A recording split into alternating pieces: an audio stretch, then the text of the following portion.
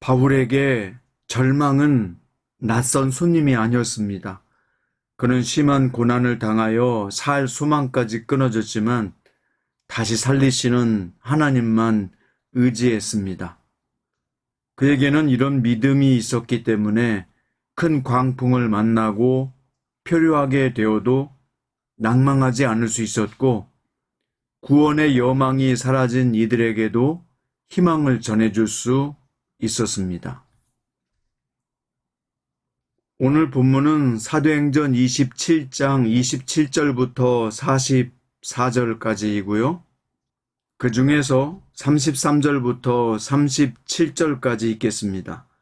날이 새어감에 바울이 여러 사람에게 음식 먹기를 권하여 이르되 너희가 기다리고 기다리며 먹지 못하고 줄인 지가 오늘까지 열 나흘인즉 음식 먹기를 권하노니 이것이 너희의 구원을 위하는 것이요 너희 중 머리카락 하나도 잃을 자가 없으리라 하고 떡을 가져다가 모든 사람 앞에서 하나님께 축사하고 떼어 먹기를 시작하매 그들도 다 안심하고 받아 먹으니 배에 있는 우리의 수는 전부 276명이었더라.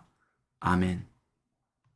오늘 말씀의 제목은 믿고 행동할 때 합력하여 선을 이루는 원리입니다. 바울은 지금 다른 죄수들과 함께 로마로 가기 위한 배에 태워졌습니다. 가는 도중에 유라굴로 광풍을 만나게 되었고요. 여러 날 광풍에 쫓겨가다가 바울은 하나님께서 말씀하심을 기억하고 거기 탄 사람들을 안심시켰습니다. 하나님께서 자신을 로마 황제 가이사 앞에 세우신다는 것을 알기 때문에 그 약속의 말씀을 믿고 사람들을 안심시킨 것입니다.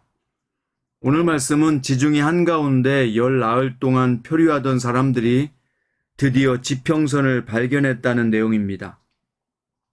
그리고 바울을 통해 하나님이 말씀하신 대로 한 섬에 걸렸습니다. 또 하나님이 말씀하신 대로 바울을 비롯해 승선한 276명 전원이 생명을 건졌습니다. 하나님이 뜻하시고 행하신 일이었지만 동시에 신실하고 전능하신 하나님을 믿고 행동한 바울의 역할이 아주 중요했습니다.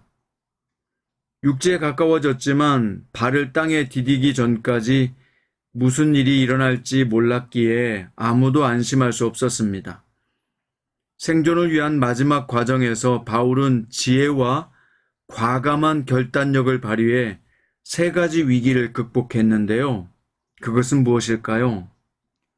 오늘 바울이 위기를 극복한 이야기는 오늘 위기를 만난 성도들에게 큰 위로와 도움이 될 것입니다.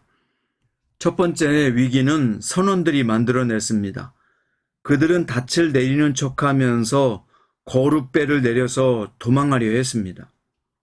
바울은 몇 명의 선원이라도 마지막 상륙을 위해 함께 힘을 모아야 한다는 것, 더구나 하나님의 약속대로 모든 사람이 구원을 받아야 한다는 것을 확신했기에 선원들의 탈주를 막았습니다. 두 번째 위기는 사람들의 마음이었습니다. 그들은 살아야겠다는 희망을 잃었고 열 나흘간이나 먹지 못해 기력이 쇠약해져 있었습니다. 바울은 모든 사람 앞에서 음식을 먹는 모습을 보임으로써 사람들에게 살아야겠다는 의지를 불러 일으킨 것입니다. 그래서 상당한 거리를 헤엄쳐야 하는 상황이 닥쳤을 때 모든 사람이 충분한 기력을 발휘해서 무사히 육지에 닿을 수 있었습니다. 세 번째 위기는 바울의 목숨이 빼앗길 수 있는 위기였습니다. 뜻밖의 상황 때문에 배가 해안에 닿기 전 부서지기 시작했고 사람들은 바다에 뛰어내려 각자 도생을 해야 했습니다. 죄수들의 도주 가능성을 염려한 군인들은 차라리 죄수들을 죽이는 것이 낫다고 판단했습니다. 하지만 백부장 율리오가 바울을 살리기 원해서 부하들의 뜻을 꺾었습니다. 바울이 그간 언행을 통해서 백부장 율리오의 마음을 얻지 못했다면 허무하게 죽을 수밖에 없는 상황이었습니다.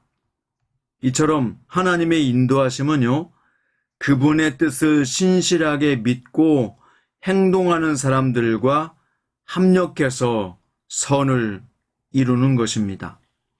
하나님의 인도하심은 그분의 뜻을 신실하게 믿고 행동하는 사람들과 합력해서 선을 이룬다. 이것을 기억하시기 바랍니다.